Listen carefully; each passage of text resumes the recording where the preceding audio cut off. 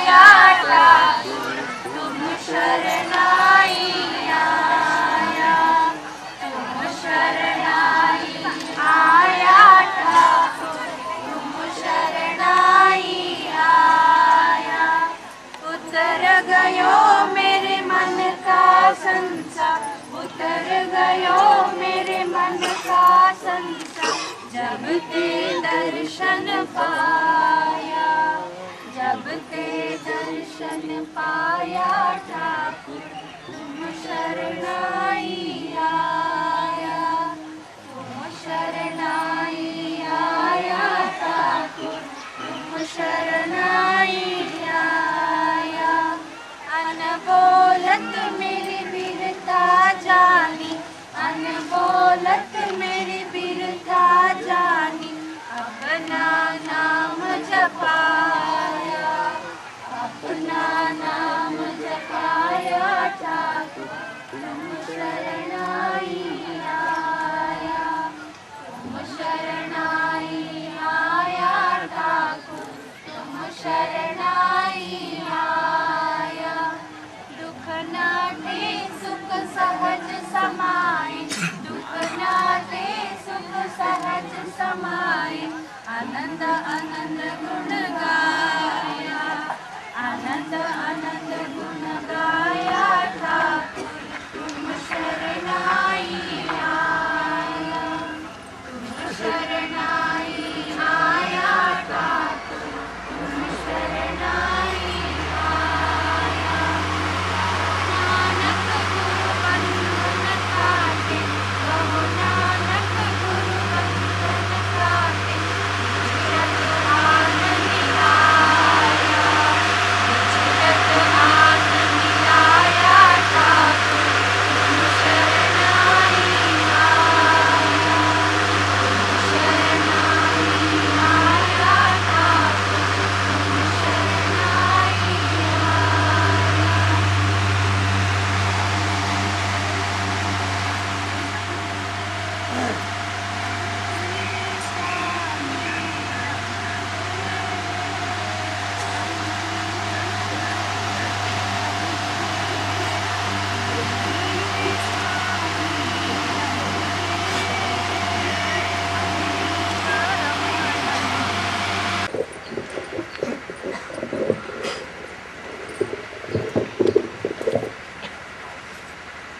राधा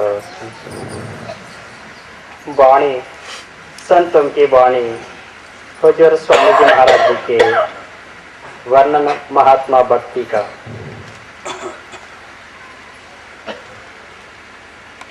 भक्ति महात्मा सुनो मेरे भाई, सब संतन ने किया बखाना, भक्ति महात्मा सुनो मेरे भाई, सब संतन ने किया बखाना। परम संत सदगुरु स्वामी जी महाराज जी की वाणी है। स्वामी जी महाराज इस वाणी में भक्ति की महिमा का बयान किया है। वही आप कहते हैं सब संतों ने भक्ति की महिमा गाई है। भक्ति का क्या मतलब होता है? भगवंत का रूप होना।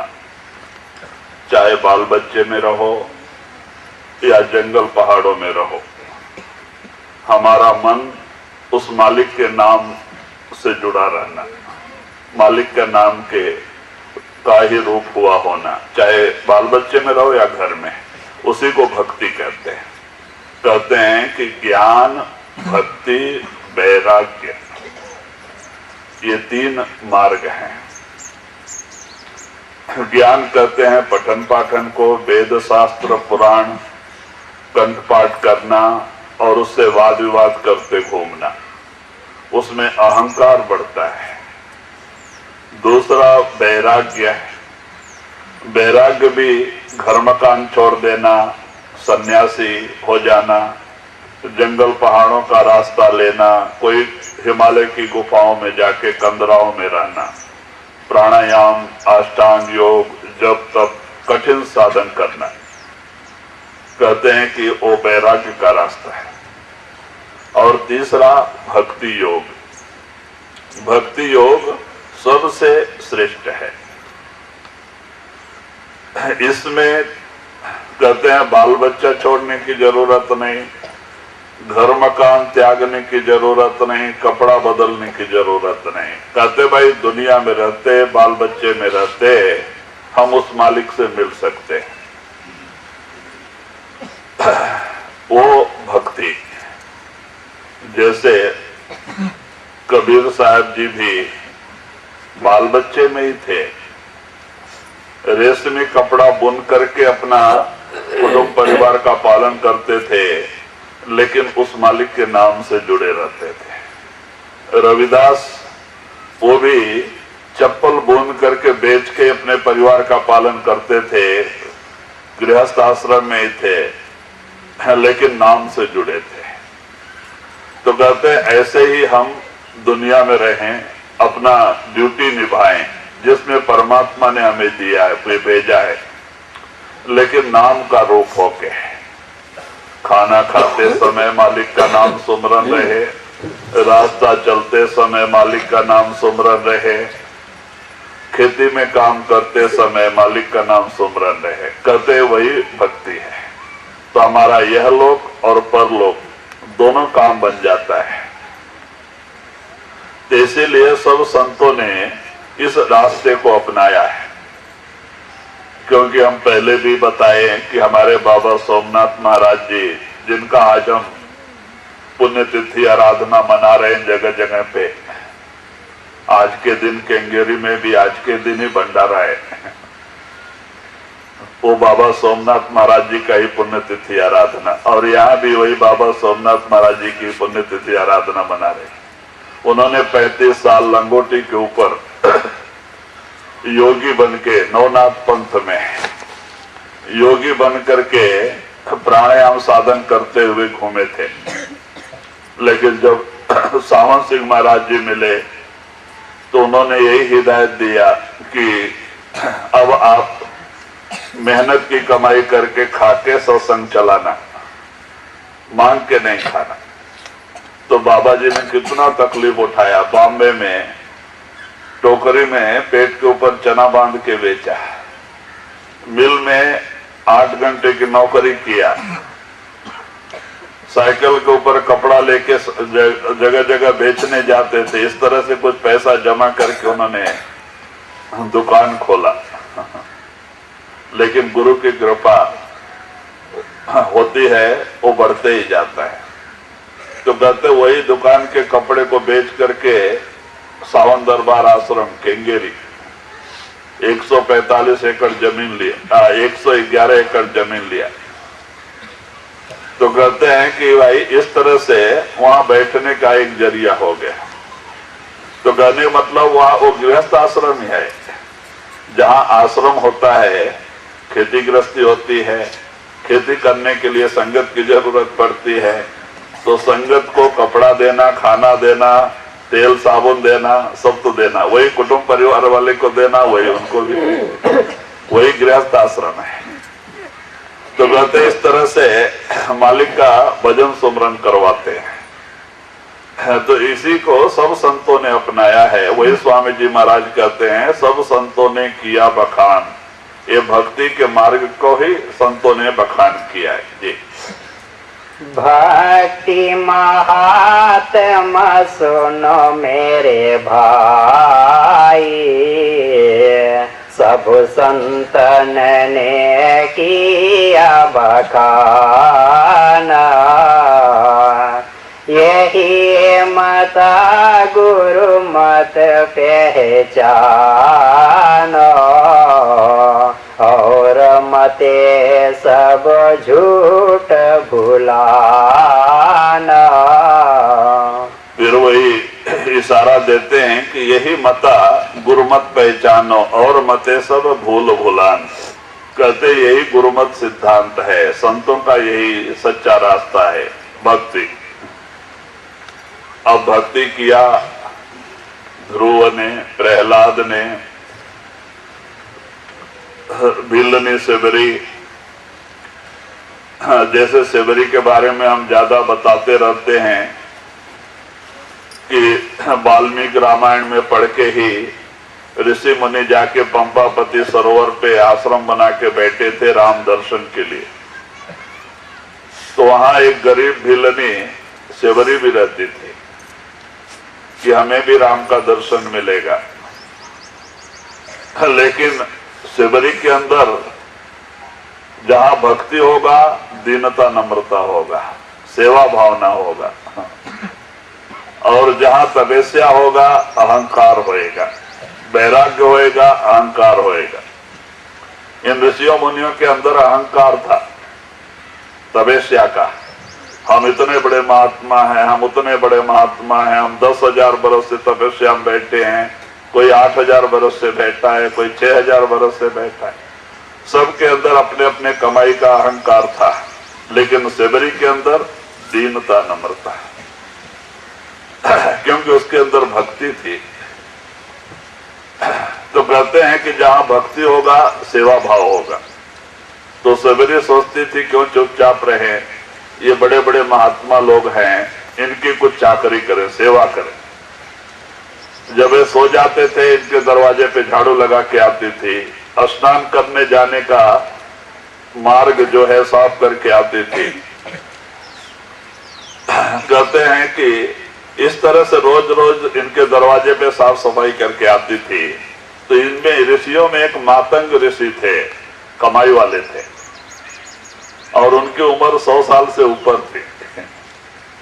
तो मातंग ऋषि को बड़ा आश्चर्य होता था कि हम लोग नींद में रहते हैं, वो कौन है रात रात को 12 बजे के बाद आके सेवा करके जाता है। तो उन्होंने 2 अपने शिष्य को ड्यूटी दिया, और वो पेड़ के अंधेरे में खड़े थे। हाँ, सेवरी रोज जैसे आके झाड़ू लगाती थी वैसे लगाने लगी। झाड़ू का आवाज आया, ऋषि बाहर आ गए। अब सेवरी कांपने लग गई, कहीं श्राप ना दे दे। तो वो ऋषि कहते हैं कि बहन, हमारे गुरुदेव ने बुलाया है, तुम्हें आना है। तो और भी डर गई, ना मालूम ऋषि क्या श्राप देंगे। और वो मातंग ऋषि के पास लेके गए। मातंग ऋषि के पास जाके सेवरी रात को कांप रही थी। तो मातंग ऋषि कहते हैं कि बेटी, मुझे तेरी सेवा से बहुत खुशी है, मैं तुझे आशीर्वाद देने के लिए बुलाया है, श्राप देने के लिए नहीं। तब थोड़ी तसल्ली आई, दंडवत नमस्कार किया।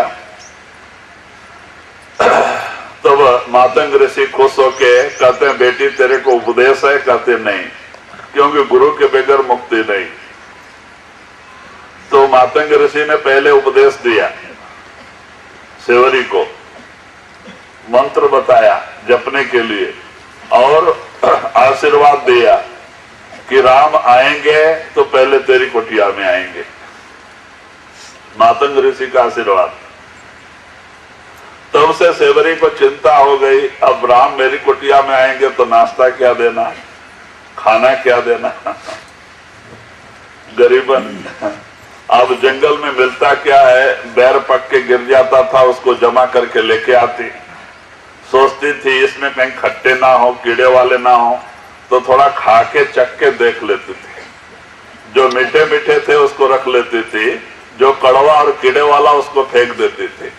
तो वो सब चखा हुआ बेर रखा था। उसे ये ख्याल नहीं था कि जूठे हो रहे, उसके अंदर ये भावना थी कि प्यारे राम को खट्टे बेर कैसे दे, मीठे बेर देना, प्रेम। तो कहते हैं कि वो समय आ गया, सेवरी आई, ये राम आए।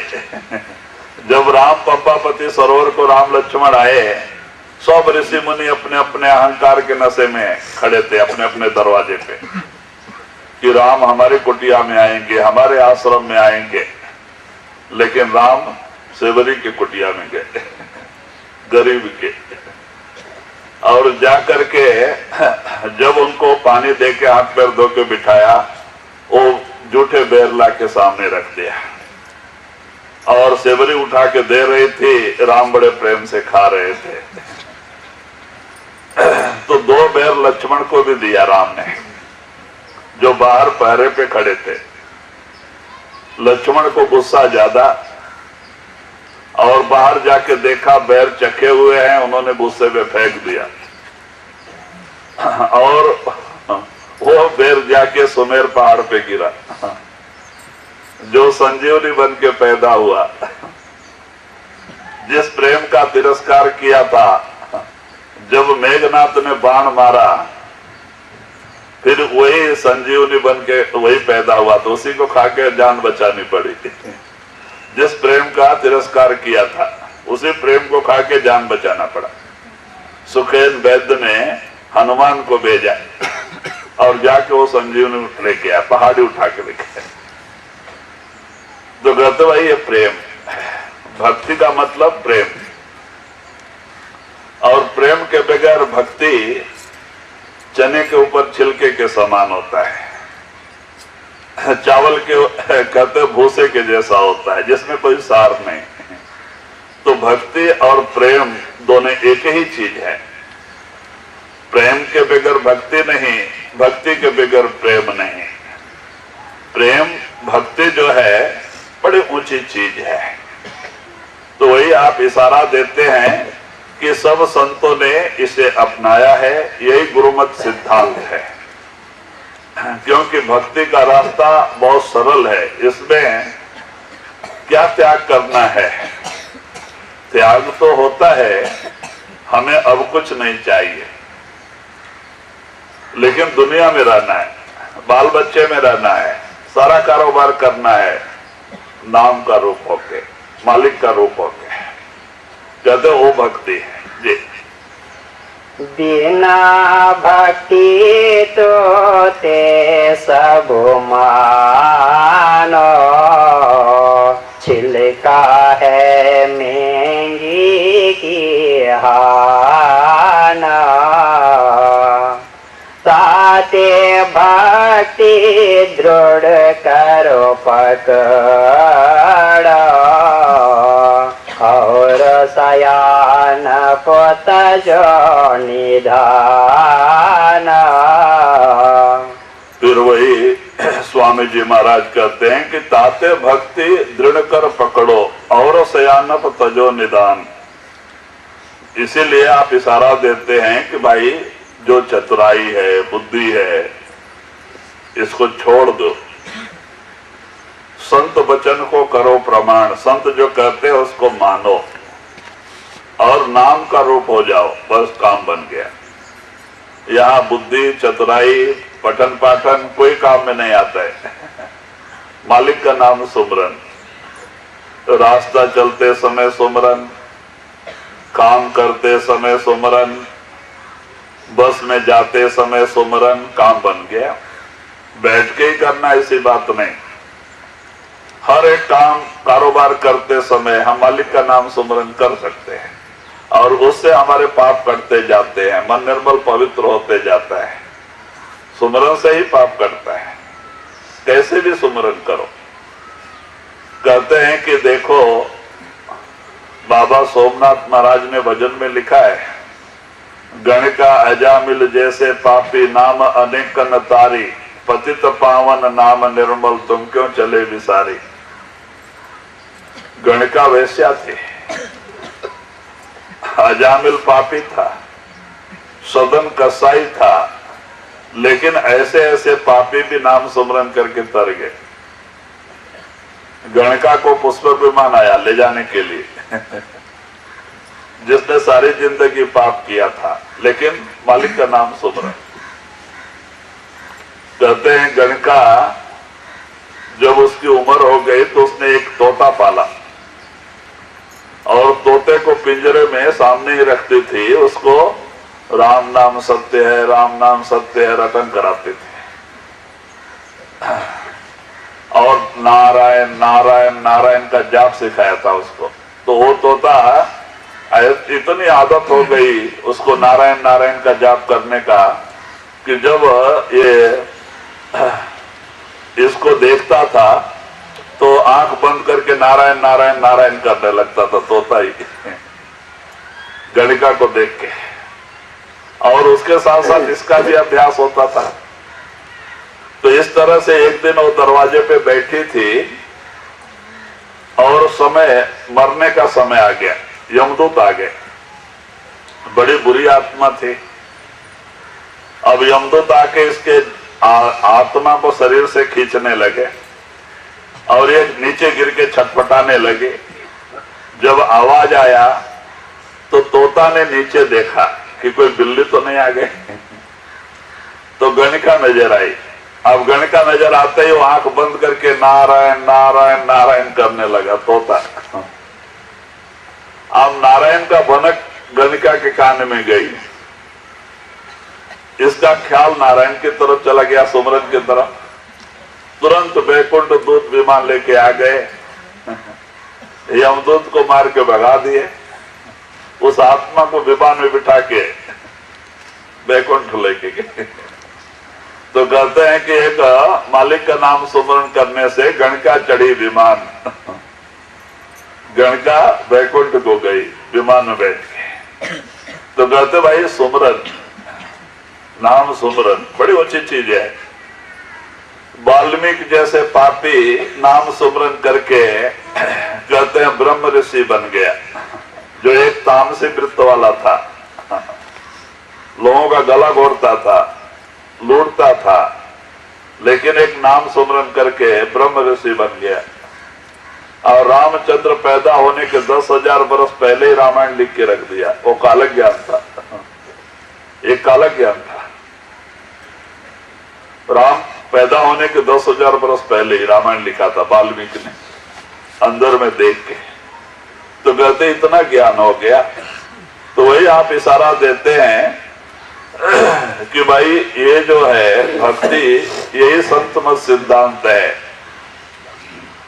इसमें नाम का रूप होके कारोबार करना, बाल बच्चे में रहना, दुनिया में रहना, मेहनत की कमाई करके खाना, जो आता है उसको खिलाना, मालिक की भजन करना। सरल में यह लोक और परलोक दोनों लोक, यहाँ भी हम आनंद से रहते हैं। मरने के बाद, मरने के समय वही नाम और गुरु आता है, यमदूत नहीं आने देता है, ऊपर लेके जाता है, ऊपर के मंडल में रखता है। वहां भी आनंद ही आनंद है जी।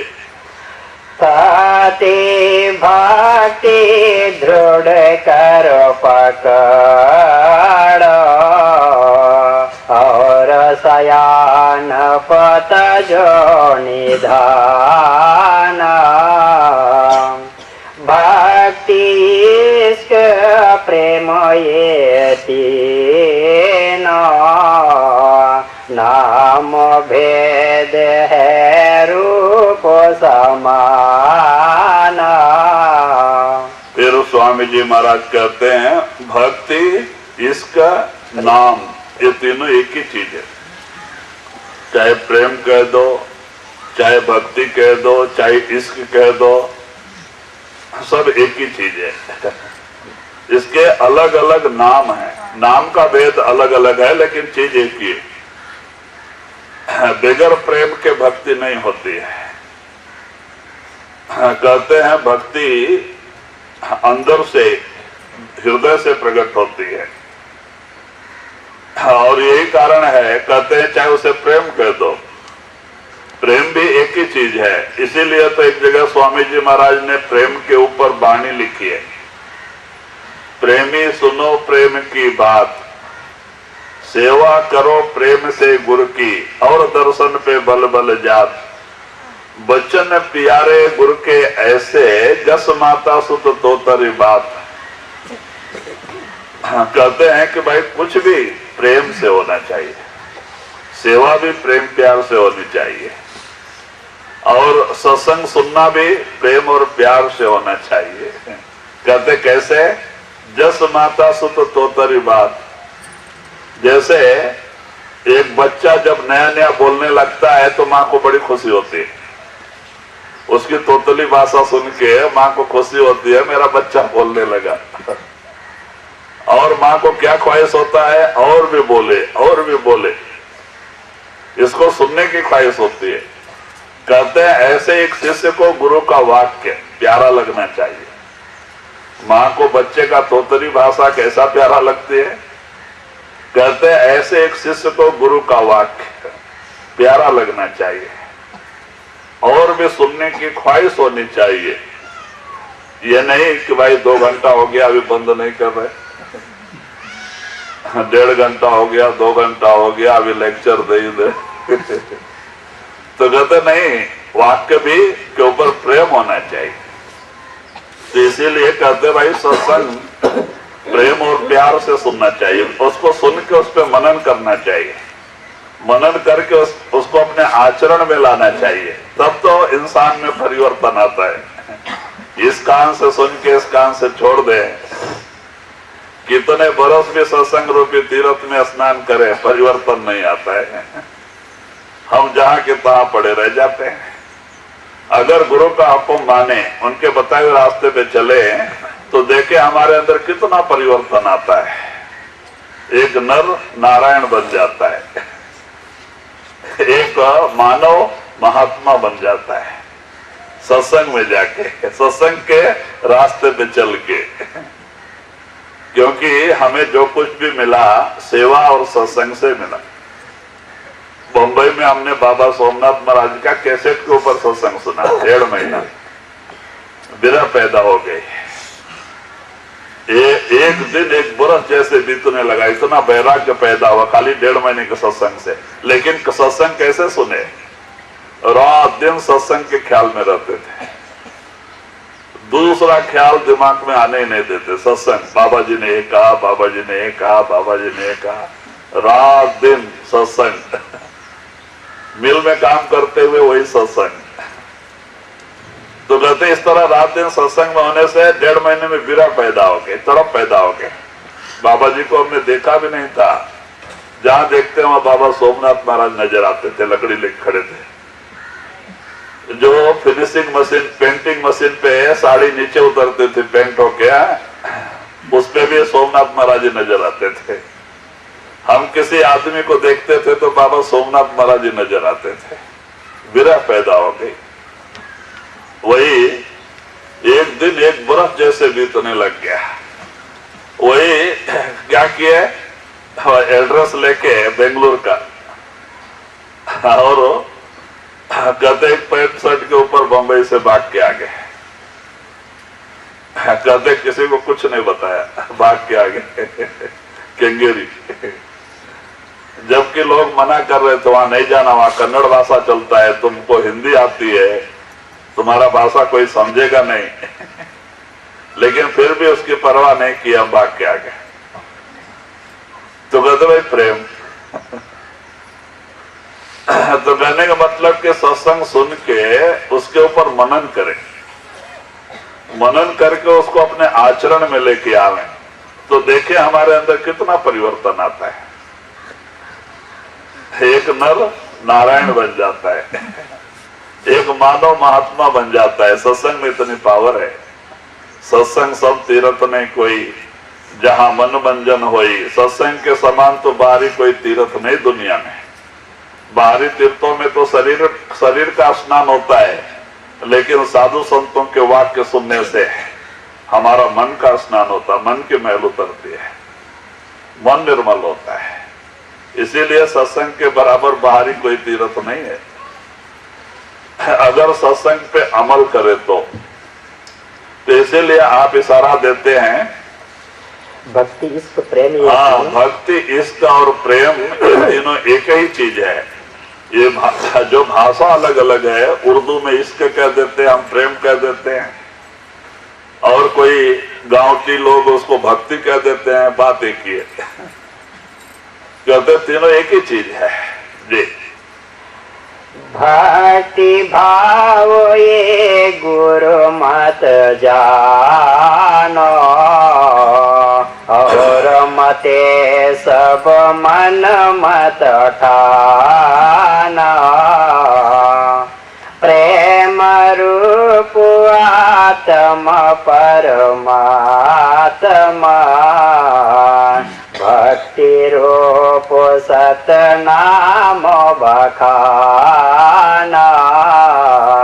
तो वही आप इशारा देते हैं कि आपका आत्मा का भी प्रेम रूप ही है, परमात्मा भी प्रेम रूप ही है, और आत्मा परमात्मा में मिलने का जो रास्ता जरिया है वो प्रेम ही है। आत्मा भी प्रेम रूप, परमात्मा भी प्रेम रूप, और आत्मा परमात्मा से मिलने का जो रास्ता है वो भी प्रेम है। अगर वो प्रेम प्रकट हो जाए काम बन जाए। प्रेम बड़ी ऊंची चीज है। कहते हैं प्रेम न वाड़ी उपजे, प्रेम न हाट बिकाए, राजा प्रजा जे रुचे शीश दे ले जाए।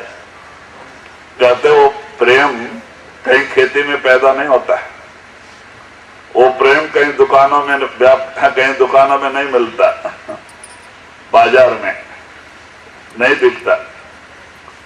कहते राजा प्रजा जे रुचे शीश दे ले जाए, चाहे वो राजा हो या प्रजा, जिसको प्रेम की आशा है अपना सिर काट के रख दे, गुरु चरणों में लेके जाए। उस प्रेम की कीमत सिर। कहते हैं देखो रावण ने क्या किया था, अपने इष्ट देव शिव को प्रकट करने के लिए एक बार नहीं 10 बार अपना सिर काट के रखा। इसीलिए तो उसको 10 सिर मिला। बाद 10 बार काट के रखने के बाद शिव प्रकट हुए, शिव का प्रेम मिला, शिव प्रकट हुए। क्या चाहिए?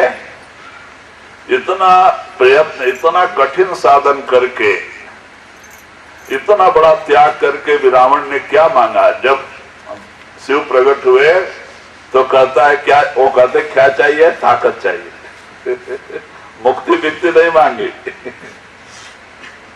कैलाश विलास नहीं मांगा, बोलो मांगा, ताकत मांगा। कैलाश एक लोक है, कैलाश को उठाने जितना ताकत चाहिए होता। शिव ने तथास्तु कह दिया। अब रावण सोचता है कि ये बोले शंकर तो तथास्तु कह दिया, मेरे अंदर ये ताकत आया क्या नहीं?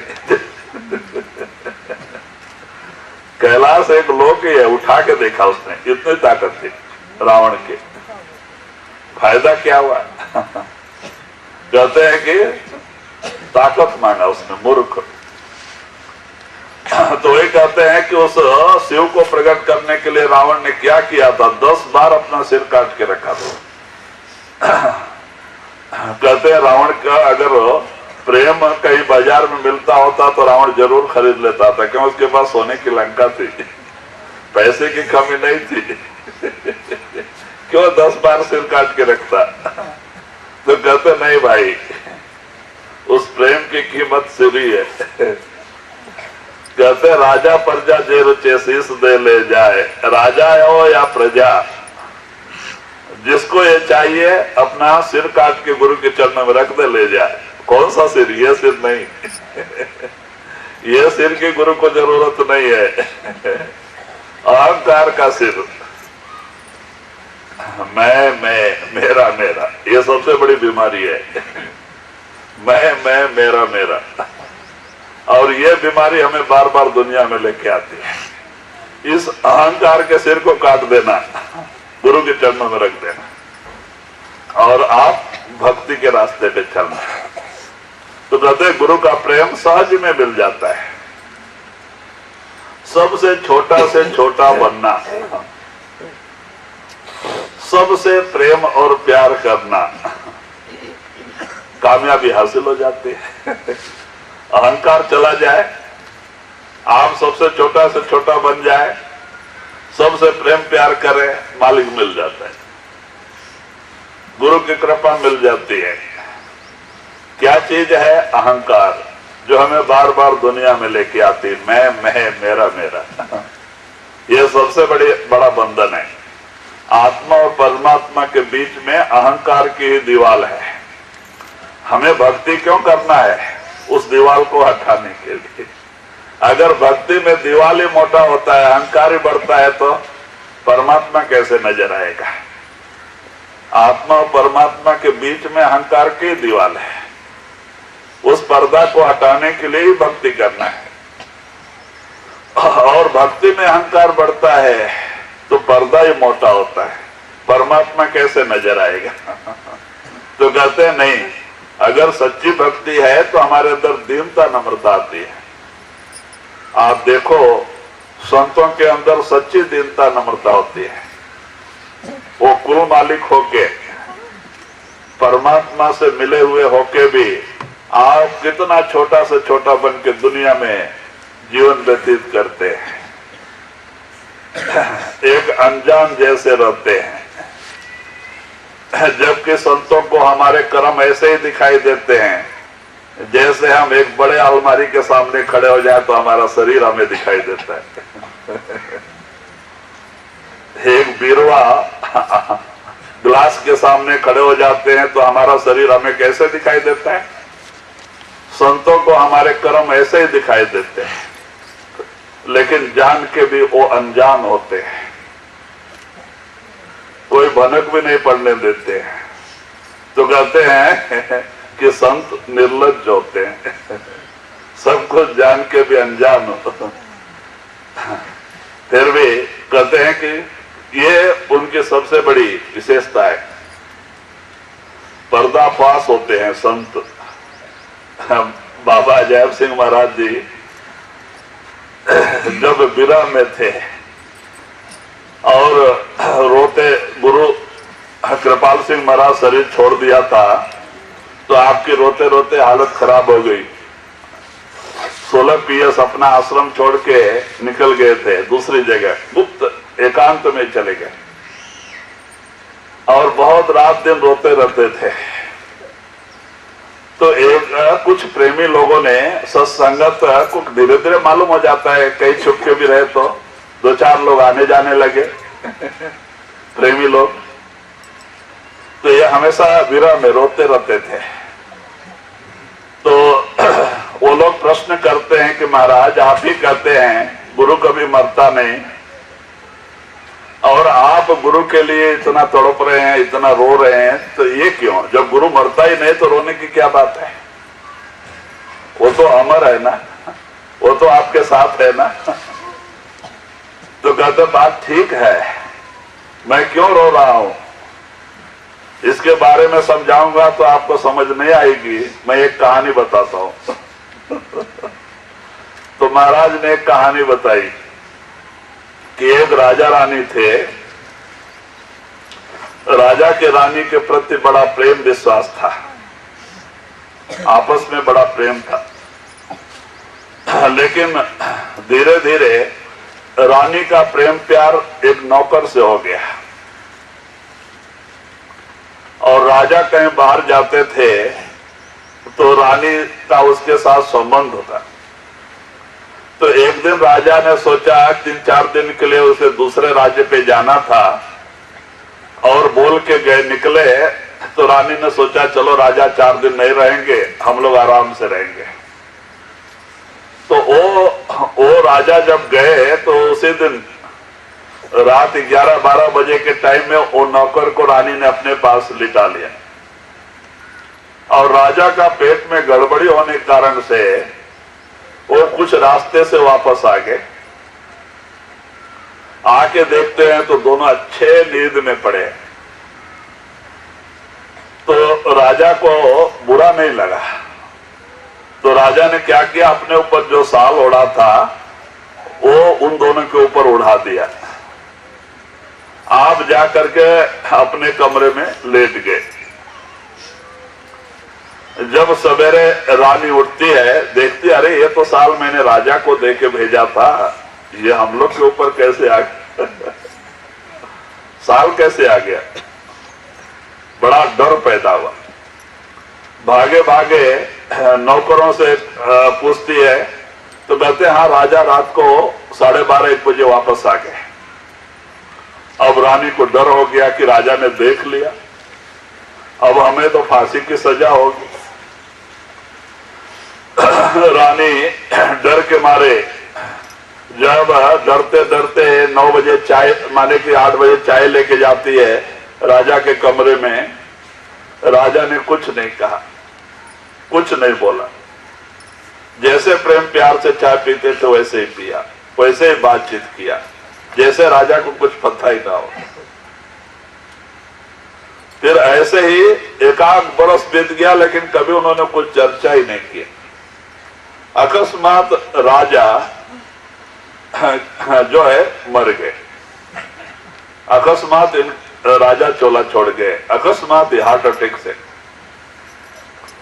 तब रानी नहीं क्या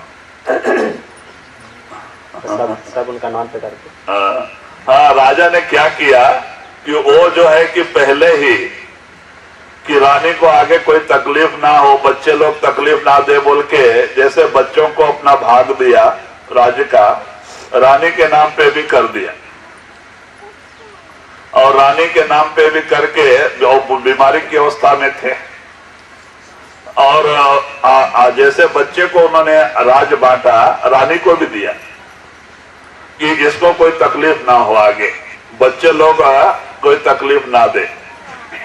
तो बाद में जब वो राजा मरने लगे तो रानी बैठ के रो रही थी मरने के समय।